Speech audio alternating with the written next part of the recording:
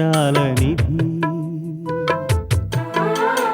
ఓ విధి విచిత్రాల నిధి వింత కథల సారథి ఆశ నిరాశల వారధి నిరంకుశ నిర్ణయాల నిర్దయవానిధి ఓ విధి విచిత్రాల నిధి ఓ విధి విచిత్రాల నిధి. రోజీ మన ఆఫీస్ స్టాఫ్ అయిన దివ్యని చంపేయాలని ప్లాన్ చేసి మర్డర్ అటెంప్ట్ చేసింది. డైరెక్ట్గా చంపేస్తే ప్రాబ్లం అని కారుతో గుద్దేసి యాక్సిడెంట్లో పోయిందని చెప్పి తప్పించుకుందాం అనుకుంది. నేను వదులుతానా? ముప్పు తిప్పలు పెట్టి 3 చెరువులు నీళ్ళు తాగిస్తాను. అమ్మా, ఇప్పుడే చెప్తున్నాను, ఈ విషయంలో నేనేం చేసినా నువ్వేం మాట్లాడద్దు. మంచితనం, మానవత్వం, మామిడికాయ పచ్చడి ఇవన్నీ మర్చిపో. నాటకాలు ఆడడం, చట్టాన్ని చేతుల్లోకి తీసుకోవడం రోజీకే కాదు, నాకు తెలుసని నిరూపిస్తాను. రోజీని జైల్లో కూర్చోబెడతాను.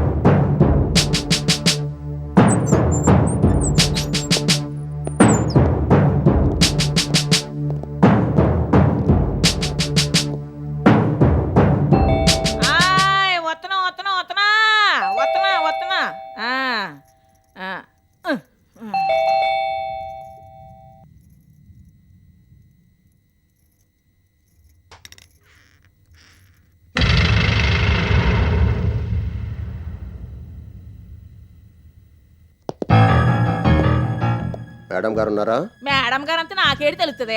మీ అమ్మగారు ఉన్నారా? మరి అలాగ చెప్పు. రోజు అమ్మగారా? అవును. నేరు.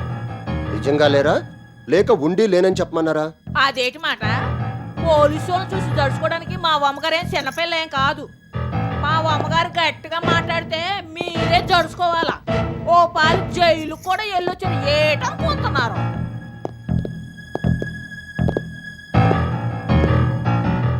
ఎక్కడికి వెళ్ళారు? తెలదు. వెళ్ళి ఎంతసేపు అయింది? తెలదు. ఎప్పుడు వస్తారు? తెలదు. తెలీదు అన్న మాట తప్ప నీకు ఇంకో మాట తెలీదా? తెలదు. అయినా ఇంటూ లేరని చెప్తున్నా వినిపించుకోకుండా దొంగోళ్ళు అడిగినట్టు ఏటా పెసళ్ళు. నాను పని మడిసిని. మా అమ్మగారు ఏ పని మీద వెళ్తున్నారో, ఎక్కడికి వెళ్తున్నారో, ఎప్పుడు వస్తారో నాకేం బొట్టు కాటికెట్టి చెప్పరు కదా. సర్లే, మేము ఒకసారి ఇల్లు చూడాలి. ఇల్లు చూడాలా? ఇంట్లో మా అమ్మగారు ఉన్నారో లేదో చూడాలా? నా మాట మీద నమ్మకం లేకపోతే మాకు రాజులా చూసుకోండి. కానిస్టేబుల్స్. Okay sir.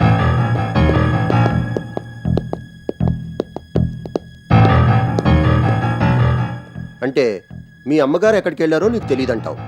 తెలిస్తే చెప్పడానికి నాకేం రోగమా? ఆయన దొంగలు నొక్కేసి మిగతా వాళ్ళని అట్టుకోవటం మీ పోలీసు వాళ్ళకి అలవాటేగా.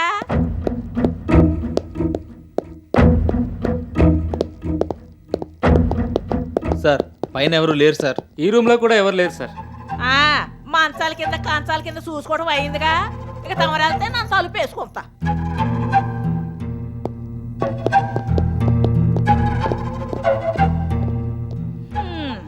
మహా తల్లి మళ్ళీ ఏ పాపిట్టి పని చేసిందో. మరో పాలు జైలుకి వెళ్ళి కూకుంటుంది కావాలా. ఈ వెళ్తే ఆ జైలు కూడా పాడైపోద్ది. మనిషి చచ్చిందో బతికిందో కూడా చూడకుండా ఎలా వచ్చేసారు మేడం? ఆ కంగారులో నేనేమీ పట్టించుకోలేదు. మీలాంటి చదువుకున్న వాళ్ళు, బాధ్యత తెలిసిన వాళ్ళు కూడా ఇలా చేస్తే ఎలా మేడం? నేను మీ దగ్గరికి ఇప్పుడు హక్కులు బాధ్యతల గురించి నేర్చుకోవడానికి రాలేదు. యాక్సిడెంట్ చేసి వచ్చాను. అది కేసు అవ్వకుండా చూడాలి. నా ప్రయత్నం నేను చేస్తాను మేడం. ఎప్పుడు ప్రయత్నం చేస్తానంటారు తప్ప పాజిటివ్ గా సమాధానం చెప్పరు. అదే మీతో ప్రాబ్లం. మీరు చేసే పనులన్నీ అలాగే ఉంటాయి మేడం. యాక్సిడెంట్ చేశారు సరే, కనీసం ఆగి ఏం జరిగిందో చూసి ఏదో రకంగా కాంప్రమైజ్కి వచ్చుంటే అసలు ఈ గొడవ జరిగి ఉండేది కాదు కదా. ఇప్పుడు అనవసరంగా కోర్టులు, కేసులు. అవన్నీ చేస్తుంటే మీ దగ్గరికి ఎందుకు రావడం? కేసులో ఇరుక్కుంటాననే కదా మీ దగ్గరకు వచ్చింది. ఇంతకీ జరిగిన యాక్సిడెంట్ లో తప్పు మీదే, ఆ అమ్మాయిదేం లేదంటారు, అంతేనా? ఆ విషయం ఇందాక నుంచి చెప్తూనే ఉన్నాను. ఏదో సలహా చెప్పక మీరు ఇంట్రోగేషన్ మొదలు పెట్టారేమిటి? జరిగిందేంటో నాకు పూర్తిగా తెలియాలి కదా మేడం. మేజర్ యాక్సిడెంట్ అయ్యి ఒకవేళ ఆ అమ్మాయి చనిపోయి ఉంటే క్రిమినల్ కేసు దాకా వెళ్లే అవకాశం ఉంది. వాళ్ళకన్నా ముందు మీరే నా మీద కేసు పెట్టేలా ఉన్నారు. మీరు నా లాయర్ అన్న విషయం మర్చిపోకండి. ఆ రకంగానైనా మీరు నన్ను లాయర్ అని గుర్తించినందుకు సంతోషంగా ఉంది. అనవసరంగా టైం వేస్ట్ చేయక ఇప్పుడు ఏం చేయాలో చెప్పండి. డబ్బు ఎంత ఖర్చైనా పర్వాలేదు. మీరేం చేస్తారో నాకు తెలీదు. నేను ఈ కేసులోంచి బయటపడాలి. ట్రై చేస్తానని చెప్పాను కదా మేడం. అసలు జరిగింది మేజర్ యాక్సిడెంటో కాదో తెలియాలి కదా. Just a minute.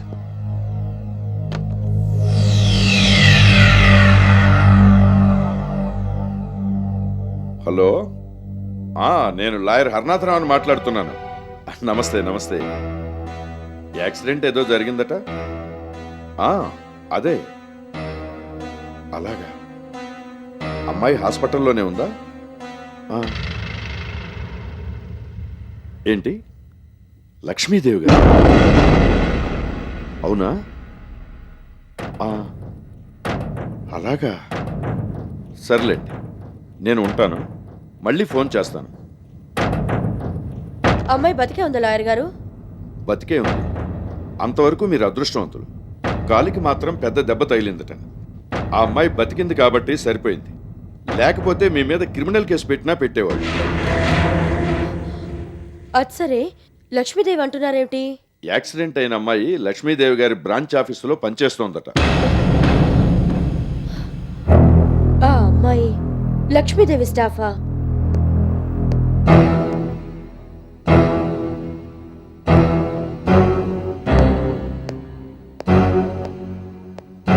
Divya, Divya, Meera madam? నువ్వు లేవకు, పడుకో. కూర్చోండి మేడం. నా కోసం శ్రమ తీసుకుని మీరెందుకు వచ్చారు మేడం? ఇందులో శ్రమే ఉంది దివ్య. ఇలాంటప్పుడు కూడా రాకపోతే ఎలా? అది కాదు మేడం. దివ్య, కాసేపు నేను మేడంనని, ఆఫీసులో మీ బాసునన్న విషయం మర్చిపో. నీకు కావలసిన మనిషిగా నేను చూడ్డానికి వచ్చాను. మేడం, నొప్పి బాగా ఉందా? ఇప్పుడు కాస్త తగ్గింది మేడం. నువ్వు ధైర్యంగా ఉండు. నేను డాక్టర్ గారితో మాట్లాడతాను. నీకిక్కడ ఏ ఇబ్బంది లేకుండా చూస్తాను. Thank you madam. నీకిక్కడ బాగానే ఉందా? లేదంటే చెప్పు, వేరే హాస్పిటల్కి వెళ్ళిపోదాం. పర్వాలేదు మేడం. దివ్య, ట్రీట్మెంట్ పూర్తయ్యేంత వరకు నువ్వు ఆఫీస్ గురించి ఆలోచించుకో. శాలరీ కూడా ఇంటికే పంపిస్తాను. ఇక్కడ కూడా అడ్వాన్స్ పే చేసి వెళ్తాను. నువ్వు దేని గురించి గాబరా పడకుండా మందులవి వేసుకుంటూ పూర్తిగా కోలుకునేంత వరకు రెస్ట్ తీసుకో. నీకే అవసరం వచ్చినా వెంటనే నాకు ఫోన్ చేయి, నేనొస్తాను. మీరు ఇంత ఆప్యాయంగా మాట్లాడుతుంటే నాకు దెబ్బ తగిలింది అన్న విషయం కూడా గుర్తు రావట్లేదు మేడం. ఇంతకీ యాక్సిడెంట్ ఎలా జరిగింది? నేను రోడ్డు క్రాస్ చేస్తున్నాను మేడం. అక్కడ ఒక టర్నింగ్ ఉంది. సడన్గా ఒక కారు ఫాస్ట్గా వచ్చి గుద్దేసింది. కారు ఆపలేదా? నేను కింద పడ్డాక ఒక క్షణం ఆపి వెంటనే వెళ్ళిపోయింది మేడం. కారులో ఉన్న మనిషిని గుర్తుపట్టావా? కారుని చూసి గుర్తుపట్టాను మేడం. అది రోజీ కారు. రోజీ కారేనని ఎలా అనుకున్నావు? కారు కలరు, నెంబరు కూడా నాకు తెలుసు కదా మేడం. చాలాసార్లు చూశాను. ఓకే, నువ్వు ఇంతలా చెప్తున్నావు కాబట్టి రోజీ కారే అనుకుందాం. రోజీ డ్రైవ్ చేస్తుందా? అవును మేడం. రోజీ నువ్వు చూసావా? కింద పడగానే ఒకసారి చూశాను మేడం. రోజీయే కారు డ్రైవ్ చేస్తుంది. నేను పడిపోయి బాధతో అరుస్తున్నా పట్టించుకోకుండా కారు కూడా ఆపకుండా ఫాస్ట్గా వెళ్ళిపోయింది మేడం. సో ఆ కారు రోజీదేనని, రోజీయే డ్రైవ్ చేస్తోందని నమ్మకంగా చెప్పగలవు, అంతేనా? అవును మేడం. అందులో ఏ మాత్రం అనుమానం లేదు. నేను చూశాను కాబట్టి అంత కన్ఫర్మ్డ్గా చెప్తున్నాను. అలాగా.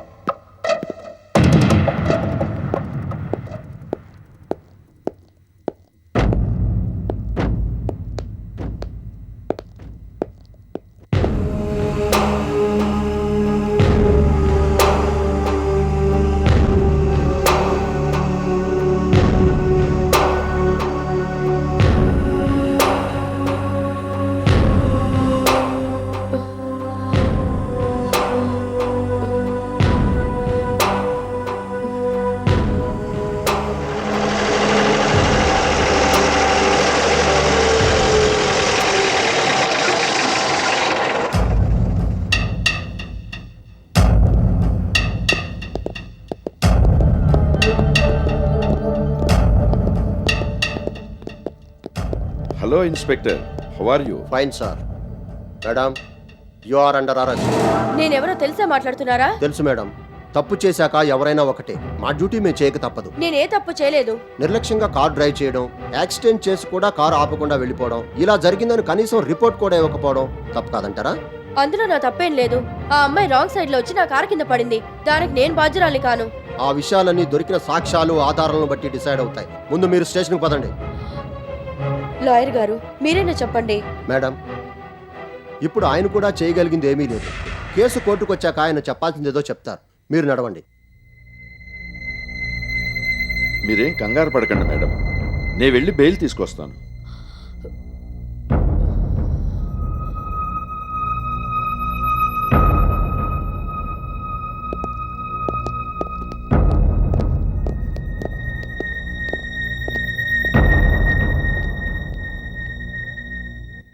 కంప్లైంట్ ఇచ్చింది మీరేనా?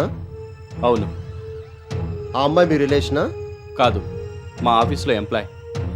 ఆ అమ్మాయి మీద మర్డర్ అటెంప్ట్ జరిగిందని మీ అనుమానమా? అనుమానం కాదు, నిజం.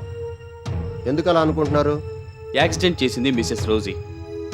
ఆవిడికి మాకు బిజినెస్ గొడవలు ఉన్నాయి. అందుకని ఏదో రకంగా మమ్మల్ని దెబ్బతీయాలని చూస్తోంది. ఒక స్టేజిలో నన్ను లీగల్గా మర్డర్ చేయించడానికి కూడా ట్రై చేసింది. అంత క్రిమినల్ మైండ్. మమ్మల్ని ఏమీ చేయలేక ఇప్పుడు మా స్టాఫ్ని కూడా చంపడానికి ట్రై చేస్తుంది. అంత గట్టిగా అలా చెప్పగలుగుతున్నారు?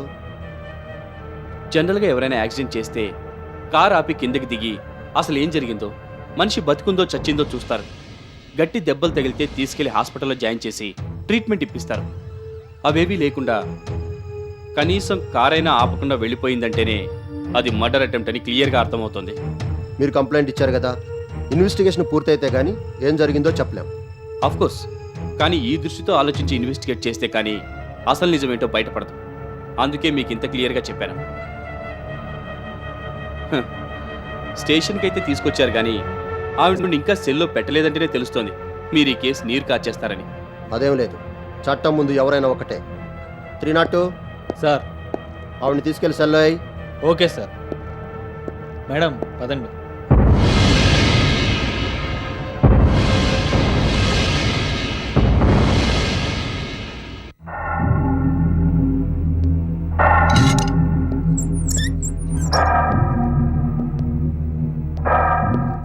ఆగండి.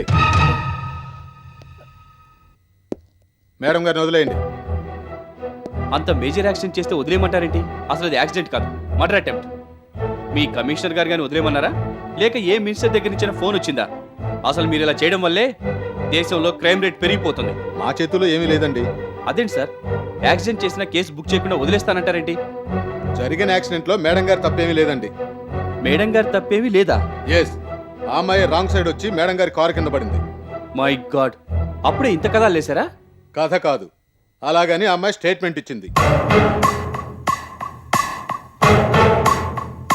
అబద్ధం, ఆ అమ్మాయి అలా ఇవ్వదు. మీరదే అంటే నేనేం చెప్పలేను. ఇప్పుడే హాస్పిటల్కి వెళ్ళి ఆ అమ్మాయి దగ్గర స్టేట్మెంట్ తీసుకుని వస్తున్నాను. మేడం తప్పేం లేదని తెలిసింది. మేడం, మీరు వెళ్ళొచ్చు.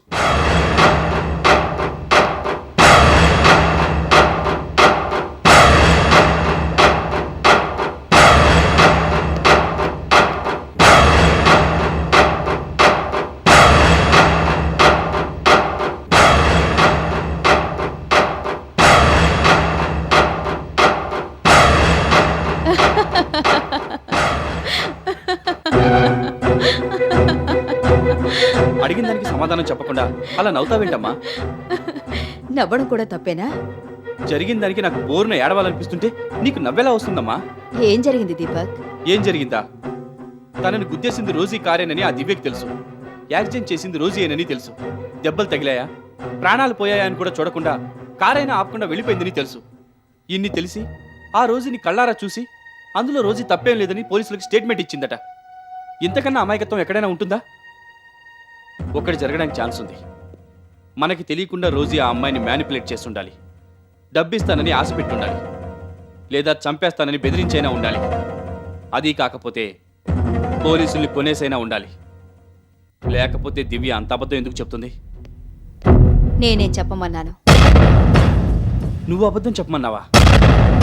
అవును, చెప్పమన్నాను. చెప్పమంటావు ఎందుకన్నావు? కేవలం రోజీని రక్షించడానికి ఈ భూమి మీద అవతరించిన దేవతావు కదా నువ్వు. ఎన్నాళ్ళు రోజీ ఏం చేసినా అది రోజీ తప్పు అనుకునేవాడిని కాదని ఇప్పుడు తెలుస్తోంది. జాతకాంతనానికి మంచితనం అన్న రంగు పులుముకున్న మనలాంటి వాళ్ళు ఉన్నప్పుడు రోజీ ఎన్ని తప్పులైనా చేస్తుంది, ఎన్ని పాపాలైనా చేస్తుంది. ఆ తప్పు రోజీది కాదు, మంది. Rosie is perfect, Rosie is right. Deepak, ఏమిటిది? ఏమిటి ఆవేశం? లేకపోతే ఏంటమ్మా? నేను చెప్పింది ఏంటి, నువ్వు చేసింది ఏమిటి? ఇన్నాళ్ళకి అవకాశం దొరికింది కదా, ఏదోలా మర్డర్ కేసులో ఇరికించేస్తే శాశ్వతంగా దరిద్రం వదిలిపోతుంది అనుకుంటే పని కట్టుకుని మరీ చెడగొట్టావు కదమ్మా. ఎందుకలా చేశావు? పాపం మా రోజీ అని బాధపడిపోయి అభిమానంతో అబద్ధం చెప్పించావా? లేకపోతే రోజీ మళ్ళీ ఏం చేస్తుందోనని భయపడి రాజీకి వచ్చేసావా? చెప్పు. అయిపోయిందా? నువ్వు చెప్పాల్సింది ఇంకేమైనా ఉందా? చెప్పాలంటే చాలా ఉంది, కానీ నా మాట వినేవాళ్ళు ఉంటే కదా ఏదన్నా చెప్పడానికి చేయడానికి. నీ ఆవేశం కాస్త తగ్గితే నేను చెప్పాలనుకున్నదేదో నేను చెప్తాను. నువ్వేం చెప్తావో నాకు తెలుసు. అయినా నువ్వు సాధించిన విజయం నీ నోటి వెంట వింటే అదో ఆనందం. చెప్పు. దీపక్, యాక్సిడెంట్ చేసిందని ప్రూవ్ అయితే రోజీ జైలుకి వెళ్తుంది, అంతేనా? వెళ్ళాలనే కదమ్మా నా బాధ. లేదు, రోజీ జైలుకి వెళ్ళదు, జైలుకి వెళ్ళకూడదు. ఇదో రకమైన వేదాంతమా? కాదు, ఇదో రకమైన పద్మ వ్యూహం. నన్నింత దెబ్బ కొట్టిన రోజీ జైల్లో ఉంటే నేనేమీ చేయలేను. నా మంచితనాన్ని చేతకానితనం అనుకొని నా సహనాన్ని పరీక్షించిన రోజీ మీద పగ తీర్చుకోవాలంటే రోజీ బయటే ఉండాలి. తనకి బుద్ధొచ్చేటట్టు చెయ్యాలన్నా, తగిన గుణపాఠం నేర్పాలన్నా రోజీ నా ఎదురుగానే ఉండాలి. ఏ క్షణాన్నైనా దెబ్బ కొట్టడానికి వీలుగా నాకు అందుబాటులో ఉండాలి. అందుకే రోజీని జైలుకి వెళ్ళనీయకుండా చేశాను.